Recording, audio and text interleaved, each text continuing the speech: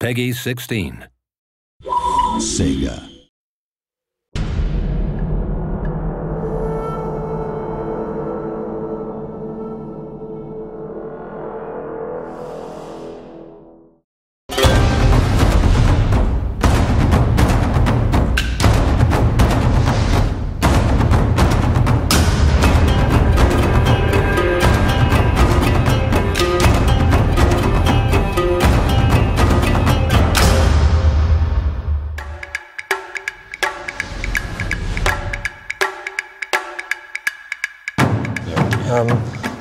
For a PC game, Total War's always had fairly weak multiplayer. It's only ever been the battle part of the game. It's been a recycled part of the game until Napoleon, and we really never really made it a central focus. And this time we have. It's the first time it's actually the fourth part of the game. You know, yeah, it's like a whole new. Sorry, it's actually amazing fun as well. It has a longevity to it as well, which is not something we've had before. It's not just game modes multi-played. The whole character development, the whole progression through the Well, you do get to crush your enemies and see them before, you don't, and that's the whole thing. Exactly, and you get to see your own glory increase as a result. And if you're on the network, you get to chortle at people later. True. It is something that we're not sure about, you know, it's a totally brand new thing, and you know, how... I love how we always take a punt. Well, you know what I mean? You know, it's just like we always just go, it's gonna be good, right? But you have to take a punt. The first thing for us is we all know that the battles are fun, but they're 10 times more fun if there's context. Yes. So we have to give context. You have to give the player some reason to care about the precise details of the result, not just whether he wins or loses. The outcome, yeah. So it's how many men you lose and how. So not just pride. Yeah. So you need investment in and some kind of long-term thing wrapped around those individual battles. Yeah. There's something very upsetting about seeing elite unit completely annihilated by a surprise attack. Yeah. Unless it's their.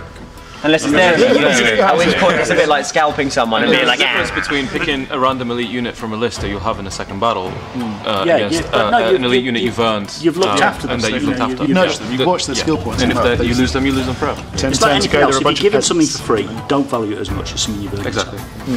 So there's that kind of, over the course of time playing multiplayer, you get things and you've worked for them. Yeah, and you worked in the sense of, it's a very loose sense of the word work, but you put the time in and you've achieved it, and you feel, yeah, that's cool. I've got X, I've got Y.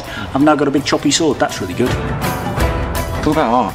Art's good. Okay, let's talk about art, baby. Yeah. Let's talk about cherry blossom. So with art, I mean, leaves. The whole way we started it was, long before we started the whole project, it was to take one of the artists and get him training how to do Japanese brush art. Woodblock. Sorry, not brush. So that's Roland McDonald. How long did it take? We took about 6 months. It's good stuff, though. I mean, it is. People have asked whether it's from museums, haven't they? Yeah, we've actually had we have had genuine inquiries from magazines and people asking if they're allowed to print it, and they can get the museum can give them the rights, or the family that owns the art can give them the rights. And it's like, no, really, it's ours. And throughout the entire project, we're kind of taking this, the art department is taking quite a serious stance towards art, where we've got all of the departments are really producing by far the best work that they've produced for any Total War game. I think for future projects we'll keep on top of the art and art direction, because it's really quite a big selling point. We're loving doing it. It's the style of that period, I think. I really liked the sort of atmosphere and style of Shogun 1, and we'd not really got anything like that in any of the intervening games, and it was a chance to do art again. He's really doing, he's doing Total War games on film before we've ever even heard of Total War, or some of us were born. If you haven't watched Seven Samurai, you haven't been paying attention. He's got thousands of guys. He's, portraying different emotions. It's all that sort of Bran, isn't it, with the battle that's entirely silent until there's one gunshot and then the sound cuts in. It's this enormous battle that goes on forever with the castle on fire. And, there's books as well as the Musashi books. That's definitely the stuff that influences me the most. I actually read the Hagakure about 15 years ago, something like that, and the same thing goes for Musashi's Book of the Five Rings, and that stuff is and Sun Tzu, of course. The Musashi books. I mean, I'm talking about the novels. You mean the novels about? Novels are based on the character that wrote the Book of the Five Rings. There's a whole series. There's dozens and dozens of these novels which are completely known to everybody in Japan. So they're Robin Hood effectively as Musashi. Jack's got someone on his desk. Yeah. Yes. And there's this. I can't remember the name Jack is of the officially website. the holder of the most geeky thing I've ever seen done at CA.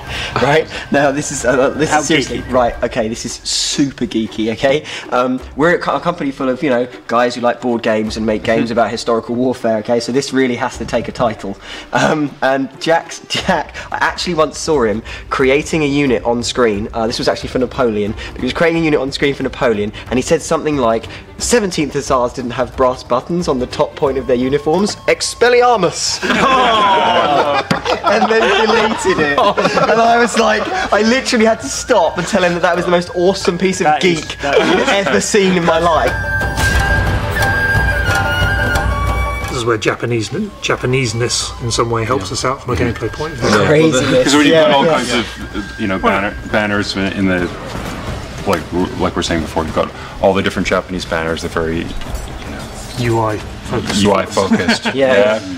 But their castles as well. They actually almost deliberately put good gameplay into their castles. It's almost like they enjoyed the battle. They did. I think they did. It was a sense of this will be a great fighting location. The whole idea of a Japanese castle is different to a European one. European castles are all about keep them out. The Japanese ones are all about come on in if you're hard enough. Have a go. Yeah.